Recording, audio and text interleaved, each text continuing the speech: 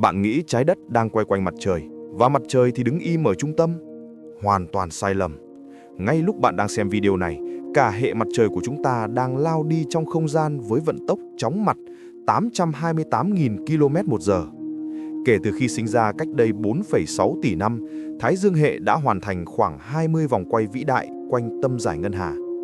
Chúng ta đang trên một chuyến tàu cao tốc vũ trụ hướng thẳng về phía chòm sao Vũ Tiên, đồng thời toàn bộ thiên hà của chúng ta lại đang bị hút về phía một thế lực bí ẩn mang tên lực hút vĩ đại.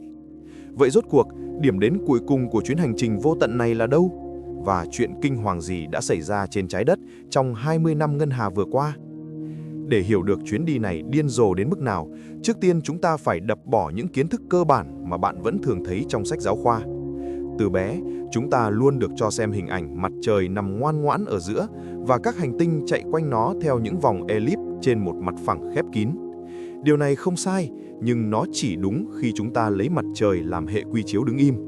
Còn ở một góc nhìn rộng lớn hơn, không có bất kỳ thứ gì trong vũ trụ này đứng im cả. Trước khi chúng ta bắt đầu chuyến hành trình nghẹt thở này, các bạn đừng quên bỏ ra một giây để nhấn nút like và đăng ký kênh nhé. Sự ủng hộ của các bạn chính là động lực lớn nhất để mình tiếp tục làm ra những video vũ trụ chất lượng hơn nữa. Cảm ơn các bạn rất nhiều. Và bây giờ, chúng ta cùng bắt đầu nào. Thực tế, hệ mặt trời của chúng ta di chuyển theo một mô hình xoắn ốc khổng lồ. Hãy tưởng tượng thế này, mặt trời giống như một chiếc xe hơi đang lao vun vút trên đường cao tốc, còn các hành tinh chính là những đứa trẻ đang chạy vòng quanh băng ghế sau của chiếc xe đó. Khi mặt trời tiến về phía trước, quỹ đạo của trái đất và các hành tinh khác sẽ bị kéo giãn ra, tạo thành những đường xoắn ốc khổng lồ chạy dọc theo không gian, giống như một mũi khoan khổng lồ đang xuyên thủng bóng tối của vũ trụ. Với tốc độ 828.000 km/h, bạn chỉ mất chưa tới 3 phút để bay từ trái đất lên mặt trăng. Thế nhưng, vũ trụ rộng lớn đến mức, dù chạy với tốc độ kinh hoàng đó, mặt trời cũng cảm thấy bản thân nó thật nhỏ bé. Và điều này đưa chúng ta đến với một khái niệm vĩ mô hơn rất nhiều, năm ngân hà. Bạn biết đấy, một năm trên trái đất là thời gian để chúng ta quay hết một vòng quanh mặt trời. Vậy còn mặt trời thì sao? Nó cũng đang quay quanh tâm của dải ngân hà, nơi chứa một siêu hố đen khổng lồ. Và bởi vì quỹ đạo này quá sức vĩ đại, mặt trời phải mất từ 225 đến 250 triệu năm trái đất mới đi hết trọn vẹn một vòng. Khoảng thời gian khổng lồ đó được các nhà thiên văn học gọi là một năm ngân hà. Nếu lấy tuổi thực sự của hệ mặt trời là 4,6 tỷ năm chia cho khoảng 230 triệu năm, chúng ta sẽ có một con số vô cùng bất ngờ, 20. Đúng vậy, hệ mặt trời của chúng ta kể từ khi thành hình từ một đám mây bụi khí mới chỉ quay được đúng 20 vòng quanh dải ngân hà. Nếu nhân cách hóa mặt trời thì nó hiện tại mới chỉ là một chàng thanh niên 20 tuổi tràn trề sinh lực. Nhưng 20 vòng quay đó không hề bình yên. Mỗi một vòng quay qua đi, trái đất lại trải qua những biến thiên kinh thiên động địa. Hãy cùng nhìn lại lịch sử hành tinh xanh bằng hệ quy chiếu của năm ngân hà. Ngay lúc này đây, chúng ta đang ở những giây phút cuối cùng của năm ngân hà thứ 20. Ngược dòng thời gian về năm ngân hà thứ 19, tức là cách đây một vòng quay, trái đất trông như thế nào? Lúc đó, toàn bộ loài người không hề tồn tại. Đó là kỷ nguyên của khủng long, khi chúng mới bắt đầu xuất hiện và từng bước thống trị toàn cầu. Lùi lại thêm một vòng nữa, năm ngân hà thứ 18. Đây có lẽ là năm tồi tệ nhất trong lịch sử trái đất. Hành tinh của chúng ta vừa trải qua sự kiện đại tuyệt chủng Permitrias, quét sạch đến 90% sinh vật sống. Toàn bộ bề mặt trái đất khi đó chỉ có một siêu lục địa duy nhất mang tên Pangea, bao quanh bởi một đại dương khổng lồ. Và nếu chúng ta quay ngược về những năm đầu tiên, từ năm ngân hà số 1 đến số 10, bạn sẽ không tìm thấy bất kỳ dấu hiệu sống nào. Trái đất lúc đó chỉ là một quả cầu lửa nham thạch rực sáng, bị bắn phá không thương tiếc bởi các thiên thạch trước khi từ từ nguội lạnh và tạo ra súp nguyên thủy. Và bạn biết điều đáng sợ nhất là gì không? Toàn bộ lịch sử tồn tại của loài người chúng ta, từ khi phát minh ra lửa cho đến khi chế tạo ra tàu vũ trụ, nếu tính theo tỷ lệ của một năm ngân hà, nó chỉ chiếm chưa tới 1/10 giây cuối cùng của năm số 20. Chúng ta thực sự quá bé nhỏ. Vậy sau 20 vòng quay ròng rã đó, chuyến tàu cao tốc mang tên Thái Dương Hệ này đang lao về đâu?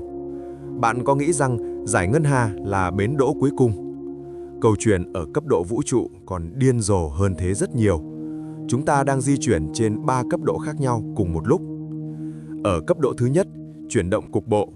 Trong khi xoay quanh tâm ngân hà, hệ mặt trời không hề đi trên một đường thẳng, mà nó nhấp nhô lên xuống như một con sóng qua mặt phẳng thiên hà. Hiện tại, hướng đi của mũi khoan hệ mặt trời đang đâm thẳng về phía ngôi sao Chức Nữ thuộc chòm sao Thiên Cầm và khu vực của chòm sao Vũ Tiên. Các nhà khoa học gọi đây là đỉnh mặt trời. Nhưng chờ đã, dải ngân hà của chúng ta chứa hàng trăm tỷ ngôi sao, liệu bản thân nó có đứng im không? Câu trả lời là không, và đây là cấp độ chuyển động thứ hai. Toàn bộ dải ngân hà khổng lồ của chúng ta đang lao đi với tốc độ 400.000 km/h, hướng thẳng về phía thiên hà láng giềng khổng lồ mang tên Tiên Nữ. Đây không phải là một chuyến đi dạo, mà là một vụ va chạm đã được báo trước. Khoảng 4 tỷ năm nữa, tương đương với thời điểm mặt trời thổi nến mừng sinh nhật tuổi 36 theo lịch ngân hà, hai thiên hà sẽ đâm sầm vào nhau, hòa làm một và tạo ra một siêu thiên hà mới. Những bầu trời đêm trên trái đất, nếu lúc đó còn tồn tại, sẽ rực sáng với hàng tỷ vì sao xa lạ lấp đầy tầm mắt. Nhưng cấp độ thứ ba mới là bí ẩn rùng rợn nhất của vật lý thiên văn. Không chỉ hệ mặt trời, không chỉ ngân hà, mà toàn bộ hàng trăm ngàn thiên hà trong siêu quần thiên hà của chúng ta đều đang bị kéo tuột đi với tốc độ 2,2 triệu km/h về một hướng duy nhất. Có một thứ gì đó vô hình, mang một lực hấp dẫn lớn đến mức không tưởng, đang hút mọi thứ về phía nó. Các nhà khoa học gọi nó là lực hút vĩ đại. Điều đáng sợ là gì? Lực hút vĩ đại nằm lẩn khuất ngay sau dải ngân hà, bị chính bụi và các vì sao của ngân hà che khuất, tạo thành một vùng tối mù loà mà mọi kính viễn vọng vô tuyến của chúng ta không thể xuyên thủng. Chúng ta không biết nó là gì, không biết hình thù nó ra sao, chỉ biết rằng cả phần vũ trụ này đang lao về phía nó như những con thiêu thân lao vào bóng tối. Hành trình này dường như vô tận, nhưng với hệ mặt trời của chúng ta, nó lại có điểm kết thúc. Chuyến tàu này không thể chạy mãi mà không cạn nhiên liệu.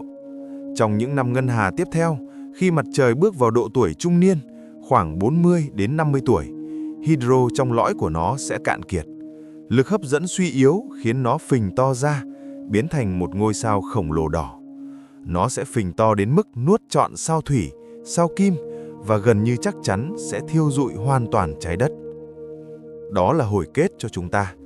Nhưng chuyến đi của hệ mặt trời vẫn sẽ tiếp tục thêm một chút nữa. Lõi của mặt trời sẽ sụp đổ thành một sao lùn trắng, kích thước chỉ bằng trái đất hiện tại. Lực hấp dẫn của nó sẽ không còn đủ để giữ chân các hành tinh vòng ngoài.